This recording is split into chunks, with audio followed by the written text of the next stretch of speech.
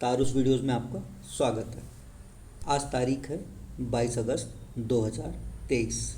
आज के जितने भी महत्वपूर्ण करंट अफेयर्स बन सकते हैं वह मैं आपको इस वीडियो में बताऊंगा तथा लास्ट में आप लोगों से एक क्वेश्चन पूछूंगा जिसका आंसर आप लोगों को कमेंट बॉक्स में देना होगा। इसलिए पूरा वीडियो ध्यान से देखिएगा, स्किप मत करिएगा। चलिए शुरू करते हैं।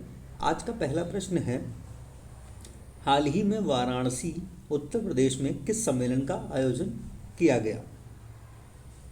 ऑप्शन है युवा G20 शिखर सम्मेलन, विश्व हिंदी सम्मेलन, राष्ट्रीय युवा सम्मेलन, विश्व सरकार शिखर सम्मेलन। G20 की अध्यक्षता में यूथ अफेयर्स के डिपार्टमेंट के द्वारा G20 युवा शिखर सम्मेलन का आयोजन वाराणसी में 17 से 20 अगस्त 2023 के बीच में किया गया। अगला प्रश्न है आपका, हाल ही में स्टेट बैंक ऑफ इंडिया की रिपोर्ट के अनुसार भारत वर्ष 2027 तक विश्व की किस नंबर वाली अर्थव्यवस्था बन जाएगी? ऑप्शन है आपके तीसरी, चौथी, पांचवी या दूसरी। SBI की शोध इकाई इकोरैप ने अपनी रिपोर्ट में ये उल्लेख किया है कि भारत वर्ष 2027 तक दुनिया की तीसरी सबसे बड़ी अर्थव्यवस्था बन जाएगा। भारत की GDP इस समय करीबन $5.15 ट्रिलियन के स्तर पर पहुंचने का अनुमान है। वर्तमान में विश्व की पांचवी सबसे बड़ी अर्थव्यवस्था वाला देश भारत है। पहले ये 2030 तक तीसरी सबसे बड़ी अर्थव्यवस्था के पायदान पर पहुंचने वाला था, लेकिन हाल ही में प्रकाशित रिपोर्टों के अनुसार ये उपलब्धि भारत को वर्ष 2027 तक ही प्राप्त हो जाएगी। IMF और दिग्गज निवेश बैंक मॉर्गन स्टैनली की हालिया रिपोर्ट में कहा गया कि भारत 2027 तक जापान और जर्मनी को पीछे छोड़कर दुनिया की तीसरी सबसे बड़ी अर्थव्यवस्था बन जाएगा। और उसका कारण तर्क दिया है कि जापान की अर्थव्यवस्था स्थिर हो रही है और जर्मनी की आर्थिकी सुस्त पड़ने के कारण यह संभव हो सकता है। अगला प्रश्न है आपका, भारत ने किस देश को अपना पहला कच्चे तेल का भुगतान स्थानीय मुद्रा में तय किया है? ऑप्शन है अफगानिस्तान, ओमान, संयुक्त अरब अमीरात, मालदीव। द्विपक्षीय व्यापार को बढ़ावा देने और अमेरिकी डॉलर पर जो निर्भरता है उसको कम करने के लिए भारत ने संयुक्त अरब अमीरात के साथ कच्चे तेल का भुगतान स्थानीय मुद्रा में तय किया है। अगला प्रश्न है, बिंदेश्वरी पाठक जिनका हाल ही में निधन हुआ वो किस क्षेत्र से जुड़े थे? बिंदेश्वरी पाठक सामाजिक कार्यकर्ता थे और ये एक उद्यमी भी रहे जिन्होंने 1970 में सुलभ इंटरनेशनल की स्थापना की थी। बिंदेश्वरी पाठक बिहार के रहने वाले थे। दिनांक 15 अगस्त 2023 को 80 वर्ष की उम्र में इनका निधन दिल्ली के एम्स हॉस्पिटल में हो गया। बिंदेश्वरी पाठक को पद्म विभूषण पुरस्कार से भी सम्मानित किया गया था। अगला प्रश्न है, हाल ही में विश्व मच्छर दिवस कब मनाया गया? ऑप्शन है 19 अगस्त, 20 अगस्त, 21 अगस्त और 22 अगस्त। सही आंसर है इसका 20 अगस्त। मच्छरों से होने वाली बीमारी के बारे में जागरूकता और सतर्कता बढ़ाने के लिए 20 अगस्त को विश्व मच्छर दिवस मनाया गया। आकार में छोटे होने के बावजूद भी मच्छर ही एकमात्र ऐसा शिकारी है जो सदियों से जीवित रहा है।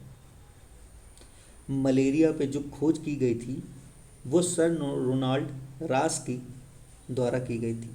उन्हीं की स्मृति में ये दिवस मनाया जाता है।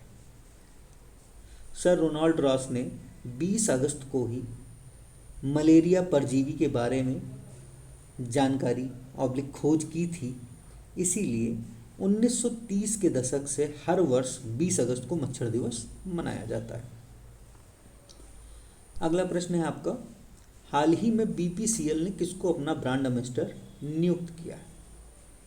ऑप्शन है राहुल द्रविड़, वीरेंद्र सहवाग, रोहित शर्मा, सूर्य कुमार यादव। बीपीसीएल का फुल फॉर्म है भारत पेट्रोलियम कॉरपोरेशन लिमिटेड, जो पेट्रोलियम और प्राकृतिक गैस मंत्रालय भारत सरकार के स्वामित्व की एक सबसे बड़ी भारतीय सार्वजनिक क्षेत्र का उपक्रम है। ये बीना, कोच्चि और मुंबई में 3 रिफाइनरियों का संचालन करती है।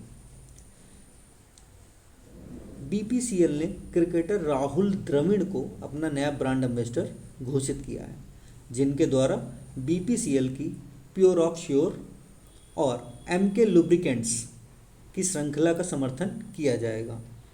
वर्तमान में बीपीसीएल के एमडी हैं जी कृष्ण कुमार।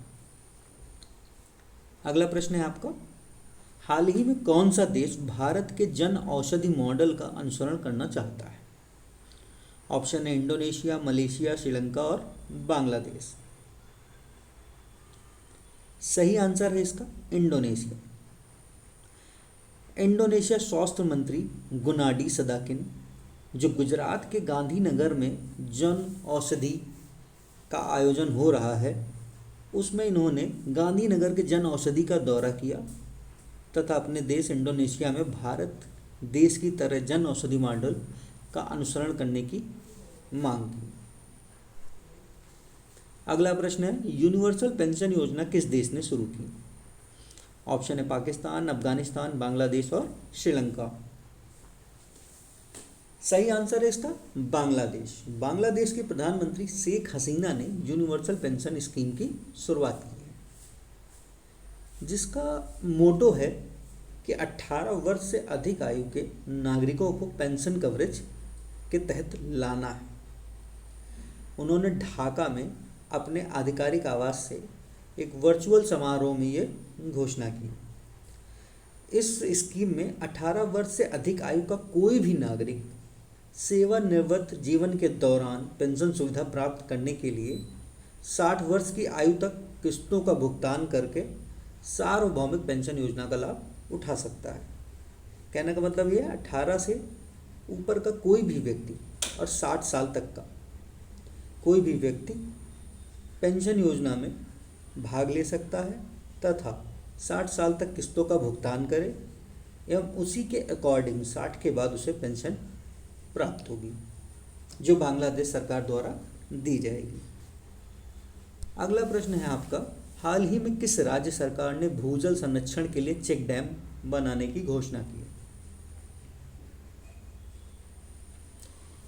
ऑप्शन है मध्य प्रदेश, राजस्थान, पश्चिम बंगाल और उत्तर प्रदेश। इसका सही आंसर है उत्तर प्रदेश। मुख्यमंत्री योगी आदित्यनाथ के नेतृत्व वाली उत्तर प्रदेश सरकार ने 8 करोड़ रुपए की लागत से राज्य के 13 जिलों में भूजल चार्जिंग स्टेशन बनाने पर काम करने की घोषणा शुरू की है। ये ग्रामीणों और शहरी दोनों क्षेत्रों में जो घटता भूजल स्तर है उसको दृष्टिगत रखते हुए 13 जिलों में चेक डैम बनाने की घोषणा की गई है। 13 जिले कौन कौन से हैं देख लीजिए, हाथरस, बदायूं, मुरादाबाद, संभल, प्रयागराज, कौशाम्बी, फतेहपुर, प्रतापगढ़, सोनभद्र, ललितपुर, जालौन, हमीरपुर और चित्रकूट। अगला और आखिरी प्रश्न है आपका, हाल ही में कौन सी राज्य सरकार स्टार्टअप फेस्ट 2023 का आयोजन करेगी? ऑप्शन है मेघालय, त्रिपुरा, मणिपुर, असम। सही आंसर है इसका असम। असम सरकार के उद्योग और वाणिज्यिक मंत्री बिमल बोरा ने घोषणा की है कि असम सरकार अपने उत्पादों और सेवाओं का प्रदर्शन करने के लिए और नए बाजारों और विकास के अवसर खोलने के लिए क्षेत्र के विभिन्न स्टार्टअप के लिए 23 से 25 अगस्त तक स्टार्टअप फेस्ट 2023 का आयोजन करेगी। कल के वीडियो में मैंने आप लोगों से क्वेश्चन पूछा था, हाल ही में किस राज्य सरकार ने कुसीना माने स्थापित करने की घोषणा की है?